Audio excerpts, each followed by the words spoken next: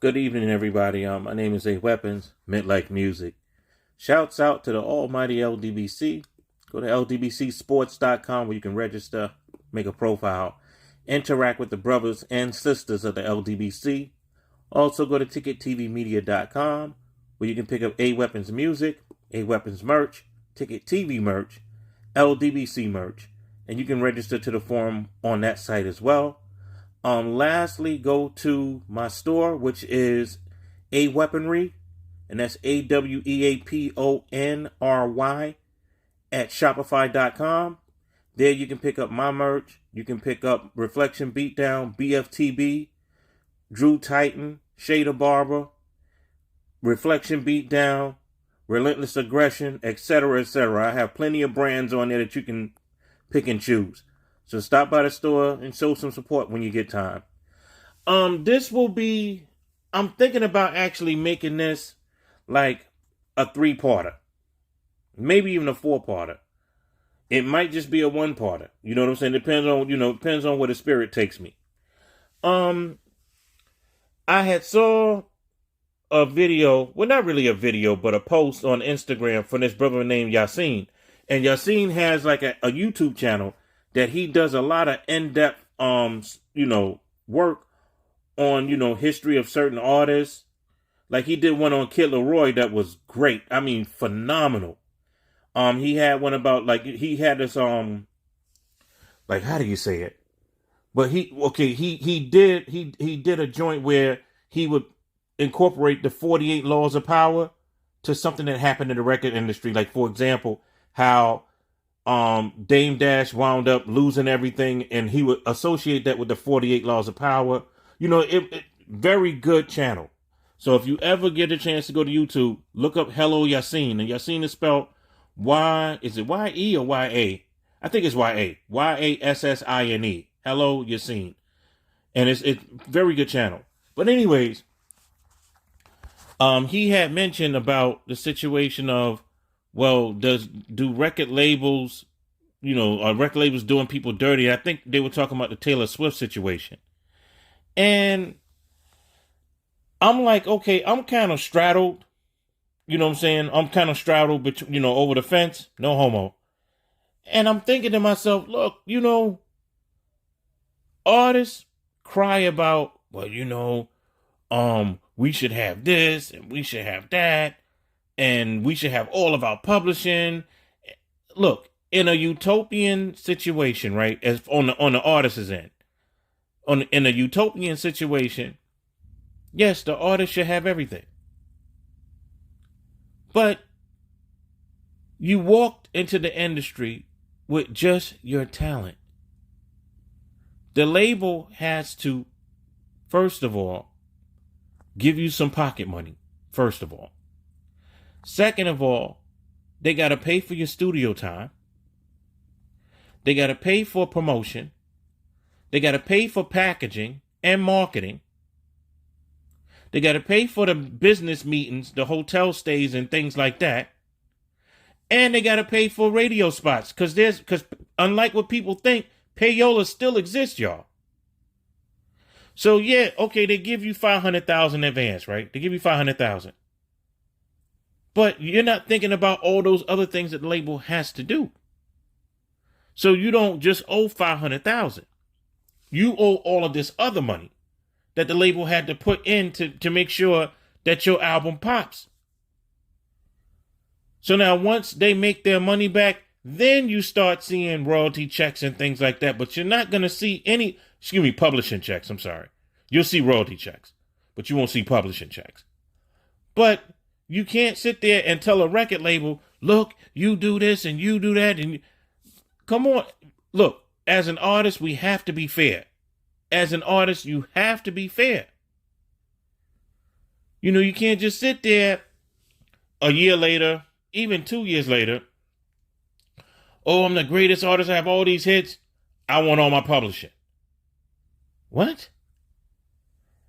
You're not giving a record label a chance to eat. You're not giving them a chance to eat. Now, where's the fairness in that? Now, what they did with Anita Baker, that was wrong. What they were trying to do, they didn't want to give her publishing back. And I'm like, well, Anita Baker has been a mainstay at Elektra Records for 40 years, maybe a little over 40 years. Now, her first album was on Total Experience, and that was a songstress. And that's when she had like the little afro and she was on a couch. So that was her first album as a solo artist. Now, Elektra went there and bought that from Total Experience. So what I'm saying is, after 40 years, come on now. You could even make a deal with Anita, say, look, you have total control over everything. We just want to be able to, to eat a little bit. We want like 20% of what's made from it, but you have total control over it. They could have even done that. They didn't want to give her any of her publishing back. None of it. So I think Chance the Rapper came along and got her publishing. So now Anita Baker owns her publishing outright now. I think Patti LaBelle owns hers outright. Chaka Khan does not own her publishing to this day. She owns none of her publishing. And, people have to also, and as an artist, read your contracts. Read your contracts. There are plenty of entertainment lawyers out there nowadays that will do the work pro bono. Plenty of them. Now, there's not, all of them. All of them not going to do it pro bono. You got to pay them something. But some of them out there, they'll do the work pro bono. Wendy Day, and shouts out to Wendy Day. Wendy Day actually has how do you say it? I forgot what you call it. I'm getting old, y'all. But she has a situation where she actually looks over your contracts. And this is pro bono work. She's not charging anything for it. She's not asking for back pay. Well, I want something on the back end. No homo. All these things. She's not asking for any of that. She's willing to look program. That's the word. She has a program. That's the word I was looking for. Well, she can actually look at your contract from beginning to end, tell you everything about your contract. Tell you what money you're supposed to get, what money you're not supposed to get, what money the label is going to give you, what money the label is not going to give you, all these things. And then at that point, you can make up your mind whether you want to sign or not. Now, in most cases, the label is on the up and up. In most cases, they're on the up and up. So all you have to do is just make up your mind and say, look, am I going to be an idiot and demand all of my publishing back because I made some money or I got some notoriety? Or am I going to do what I'm supposed to do and work and then make my money? You have to ask yourself those questions. Now, don't get me wrong. There have been labels that have done artists dirty. I mean, filthy. There have been some now.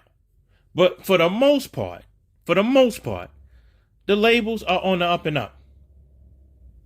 Now, what Elektra was trying to do with Anita, that was dirty. I admit that was kind of dirty because, she's up there in age and everything. And I'm like, come on, y'all. Give her her money.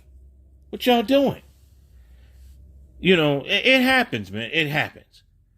But what they have to start doing, what artists have to start doing on their end is that they're going to have to start saying to themselves, am I here to work or am I here so that the whole world can suck my dick? What am I here for? Am I here because my talent has gotten me here so I can share with the world what I have? Or do I want every single nigga, not woman now, nigga, to toss my salad? You got to make up your mind. You got to make up your mind, because if you're here for motherfuckers to suck your dick, you can have that. Now, it won't last long, but you can have that. You can have it to the place where niggas will suck your dick. Niggas will eat your asshole. They'll jerk you off when you wake up in the morning. They'll do it. But like I said, it won't last. Or you can have your talent on display and you work and you work. And when you do that, you make money.